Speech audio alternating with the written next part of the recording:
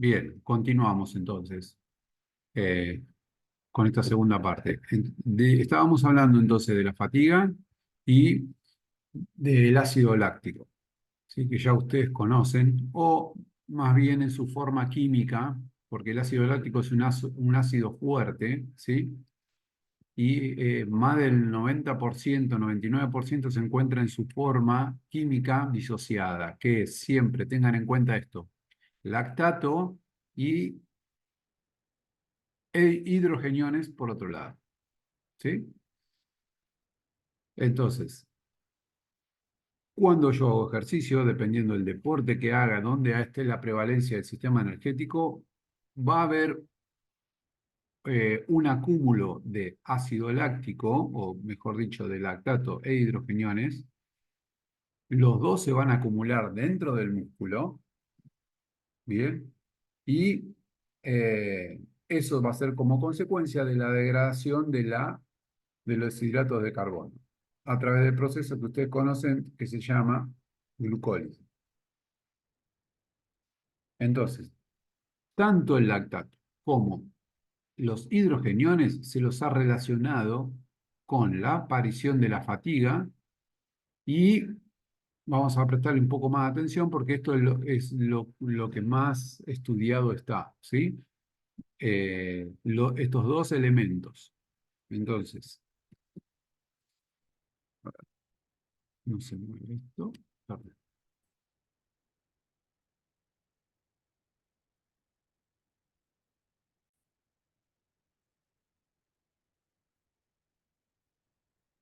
Bueno.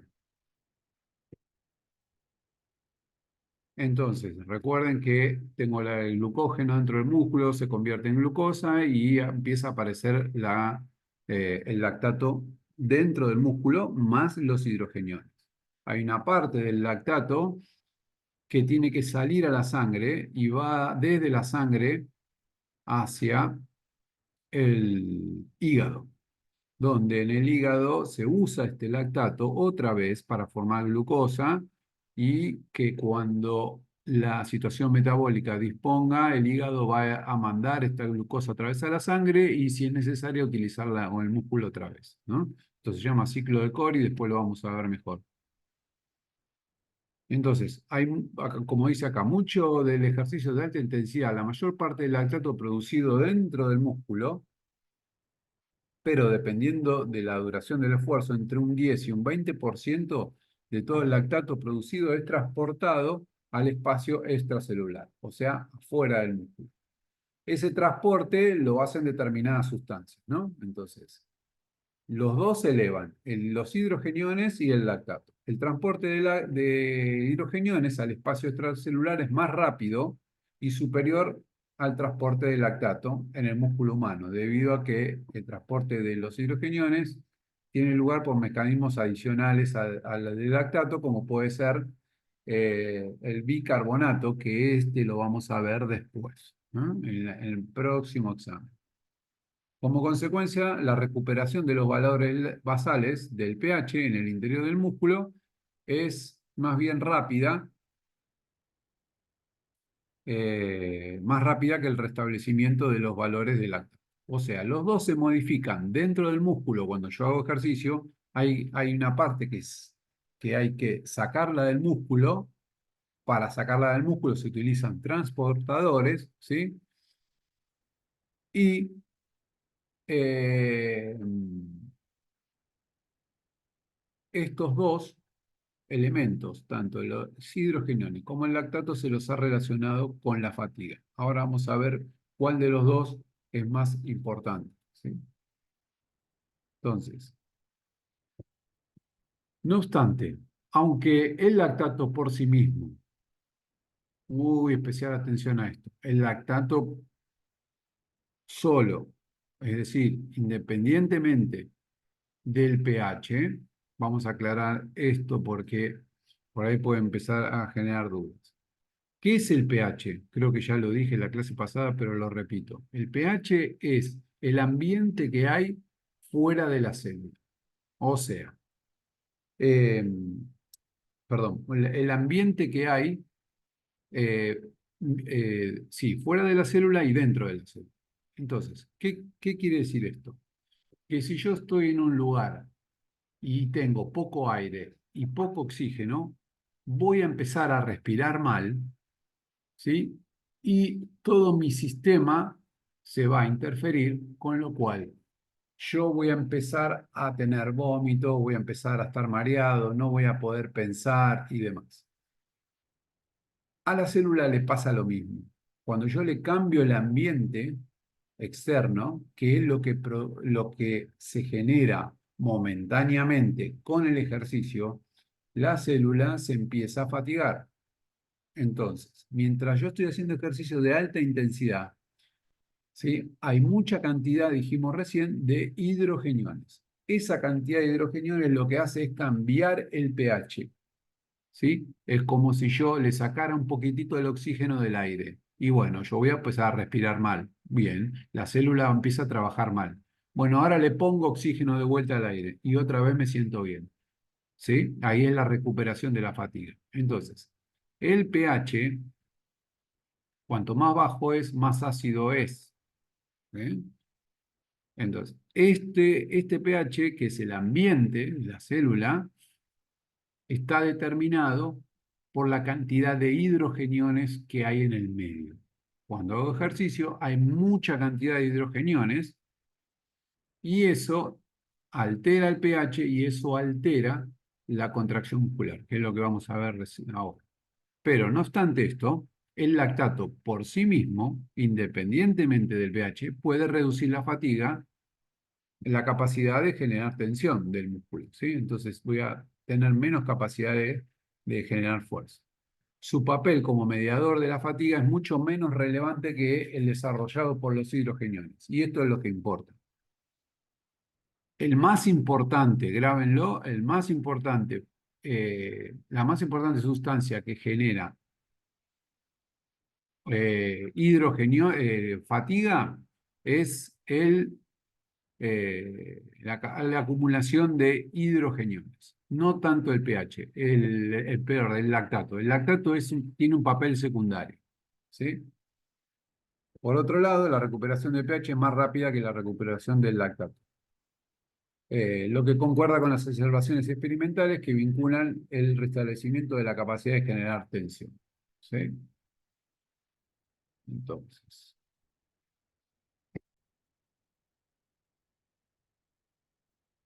bien. Entonces, como decía, el más importante eh, en, en la fatiga es la cantidad de hidrogeniones, ¿sí? El lactato tiene un papel secundario. La disociación, acá voy a explicar un poco esto que dije recién, la disociación del ácido láctico produce acidosis, ¿sí? En el cuerpo hay dos estados, que es la acidosis y la alcalosis, ¿eh? Lo ácido y lo alcalino, ¿eh? Entonces, la disociación de este ácido produce acidosis en el tejido con el aumento de hidrogeniones. Esto es lo que hay que saber. Este aumento de hidrogeniones desciende el pH y si desciende el pH altera la mecánica muscular. Esto interfiere en el proceso de acoplamiento.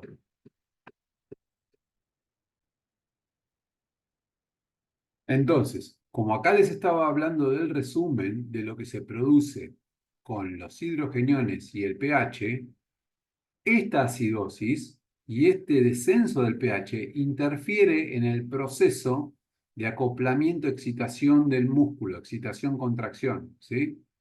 Por otro lado, disminuye la cantidad de calcio que se libera del retículo sarcoplasmático para producir la contracción en actina y la miosina e interfiere con la capacidad, esta que les digo, de unirse al calcio a la troponina, y la troponina, recuerden, la proteína de la actina. Entonces, ahí no se produce el puente cruzado, no se produce este acoplamiento entre la actina y la miosina, porque hay menos calcio, hay menos capacidad del calcio de salir y de y de volver a ingresar al retículo sarcoplasmático, y entonces interfiere en el proceso de generar tensión del músculo, todo esto. ¿Mm? Y esto es causa del pH, que cambia, ¿no? Bueno, parece que... Ahí está. Entonces, ven, acá está un poco el resumen. Si yo tengo un montón de hidrogeniones que aumentan dentro del músculo, esto disminuye la liberación de calcio, disminuye la recaptación de calcio, ¿sí? Disminuye la cantidad de las enzimas que rompen el ATP, por lo tanto tengo menos energía para la contracción. Disminuye la interferencia de los puentes cruzados en el número y en la capacidad del músculo de generar tensión. Puente cruzado era la unión de actina y miosina. Disminuye la excitabilidad del estímulo que va por la membrana del músculo, que es el sarcolema. Disminuye la afinidad del calcio con la troponina y hay muy pocas enzimas del metabolismo energético. Entonces, todo esto se cree hoy que químicamente es el mecanismo principal por el cual se produce la fatiga, el aumento de hidrogenio. ¿Sí? Lo vamos a ver todo esto, lo vamos a ver después, lo vamos a pasar ahora.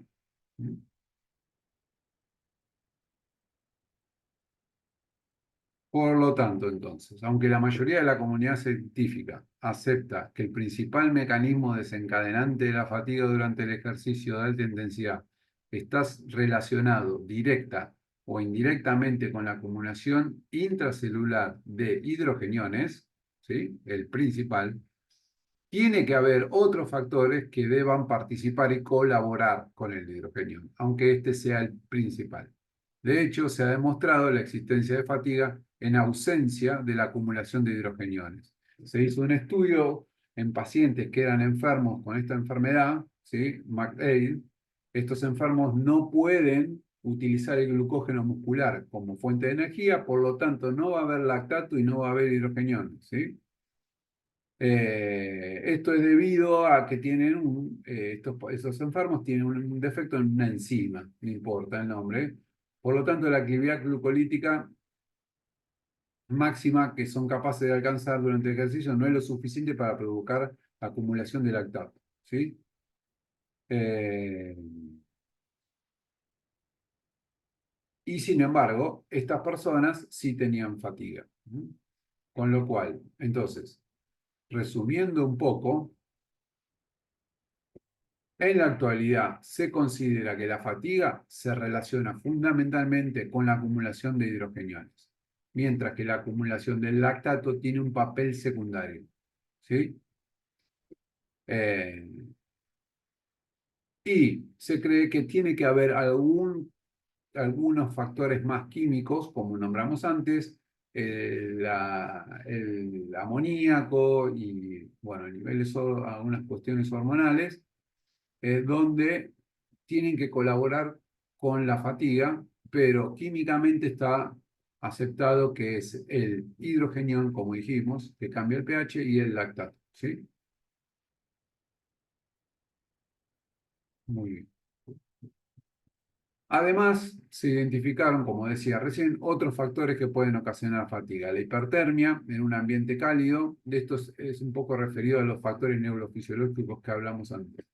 En un ambiente cálido y húmedo, la deshidratación y la hipovolemia dificultan la disipación de calor, por lo tanto aumenta mucho la temperatura muscular y cerebral. Esto termina ocasionando menos aporte de oxígeno y fatiga debido al descenso del gasto cardíaco, la presión arterial, el volumen sistólico y menos flujo de sangre al músculo. No obstante, la hipertermia reduce la habilidad para activar la musculatura durante contracciones isométricas. Hipertermia aumenta mucho la temperatura. Entonces, lo principal es que hay una interferencia entre el proceso de excitación y contracción y que es lo que va a generar fatiga. ¿Sí? ¿Qué sucede acá? O sea, si yo pienso en el músculo, dentro del músculo, ¿sí? Por eso al principio les hice un resumen rápido de la contracción muscular para que recuerden cómo era la contracción muscular. en donde, ¿qué es lo que va a pasar? Los usos neuromusculares, que son los receptores de dolor, perdón, los receptores de estiramiento del músculo, responsables del reflejo miotático, disminuyen su descarga. ¿Mm? La información que envían la hacen mucho más lenta, mientras se está produciendo la fatiga. Los órganos tendinosos de Golgi, que son los receptores que están en el tendón y músculo que captan tensión, también reducen su sensibilidad, ¿sí? Por otro lado, hay un bloqueo en la transmisión del impulso en la placa motora. Recuerden, la placa motora es la unión del terminal nervioso con el músculo. Y ahí hay un neurotransmisor que es la acetilcolina, ¿sí? Que es el que pasa el mensaje del nervio al músculo. Entonces, puede disminuir la acetilcolina o disminuir los receptores de acetilcolina en el músculo. El entrenamiento de resistencia se asocia a un aumento de acetilcolina en cada vesícula. Bueno, esta traba muscular y todas estas eh, eh, cuestiones fisiológicas es lo que sucede cuando yo tengo fatiga, ¿sí? Muy bien, vamos a lo último, rápido, que es el dolor muscular tardío o agujetas, nosotros le vamos a llamar DOMS, ¿sí? Dolor muscular tardío. Bien, todo el mundo que empezó a hacer alguna vez actividad ve que al otro día le duelen los músculos, ¿sí? Ese es el famoso DOMS o agujeta y tiene un pico máximo de dolor generalmente entre las 30 y 36 horas. Entonces, ¿cuáles son los mecanismos que generan este dolor? Aunque se desconoce el mecanismo principal hoy en día por el cual se produce el dolor muscular, se propusieron cuatro teorías que pueden explicar este tipo de dolor. Más importante, ahora vamos a ver cuál es como la más importante, o por lo menos la que más me gusta a mí, pero vamos a tener la teoría metabólica, la teoría mecánica, inflamatoria y neurogénica. Rápidamente, entonces. Como resumen, la teoría metabólica es el lactato.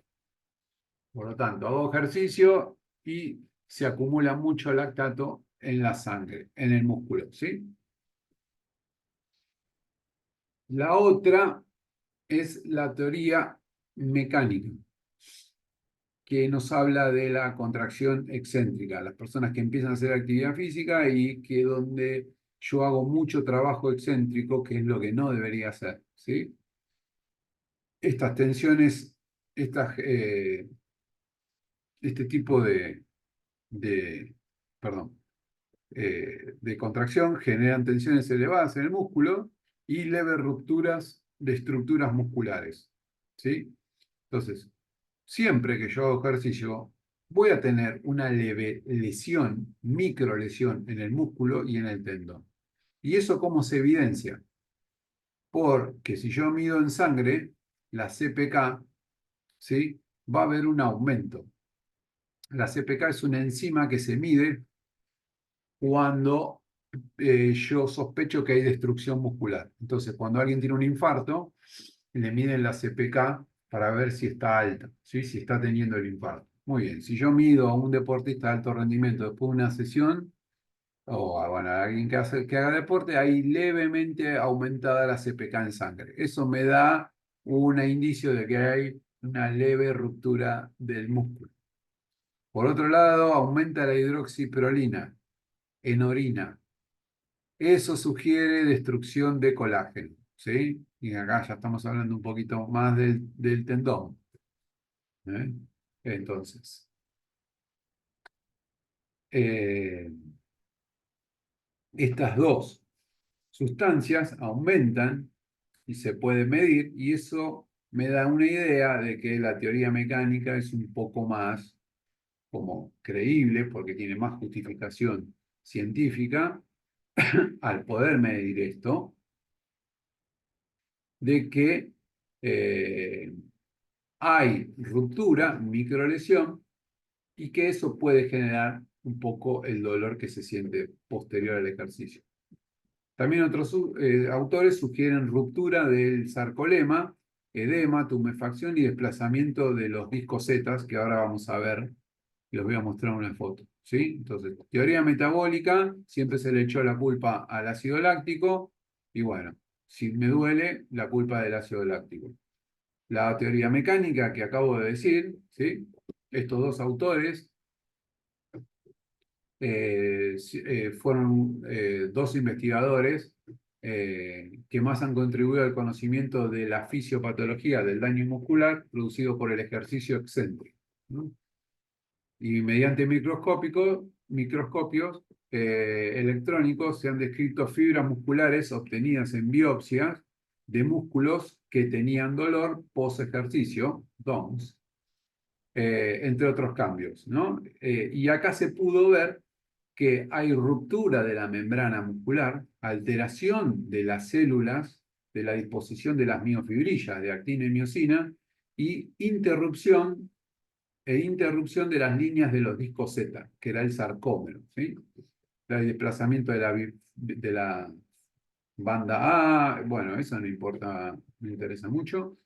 Eh, y depósito de fibronectina, que esto es lo que sugiere que hay lesión celular. Siempre estamos hablando de una microlesión, ¿no? Fisiológica, no estamos hablando de una lesión como un desgarro y demás. Entonces, hay probablemente un leve edema, tumefacción de fibras musculares que el cuerpo lo revierte en horas, ¿sí? Entonces, acá ustedes ven una foto de microscopía electrónica, ¿bien?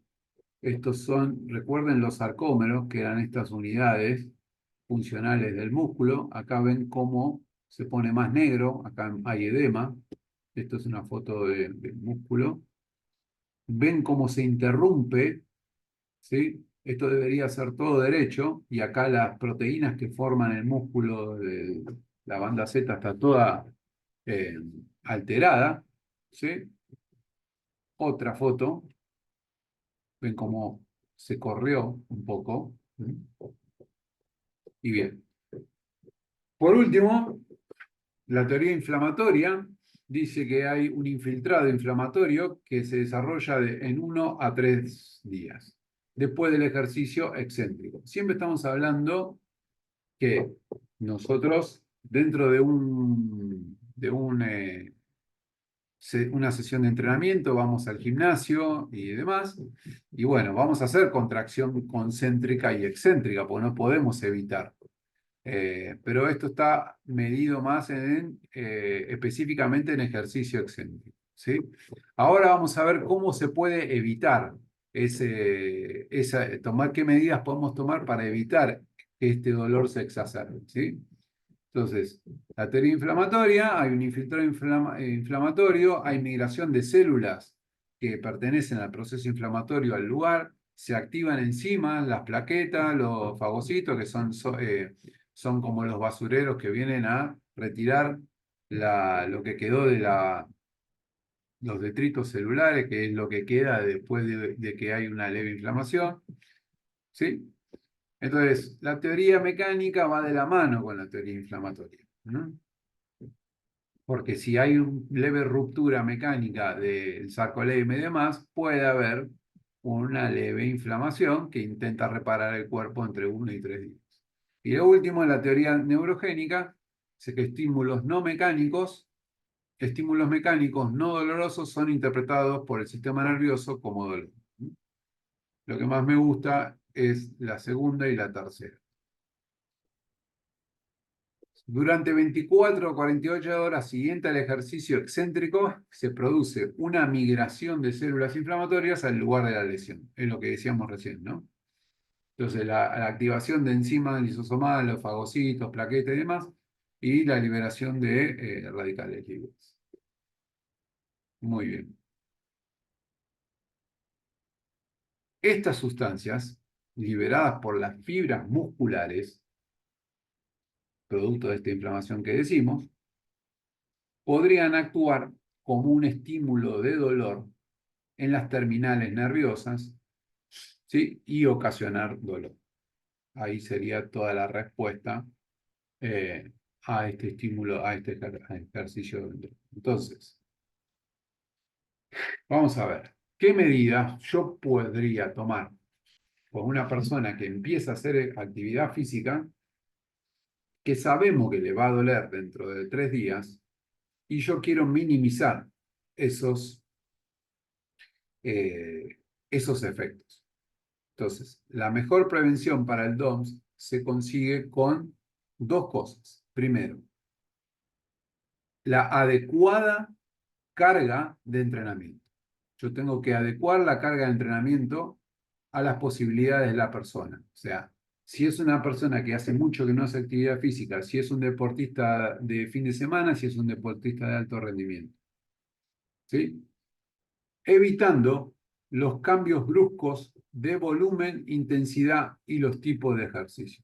Entonces, lo principal es la carga.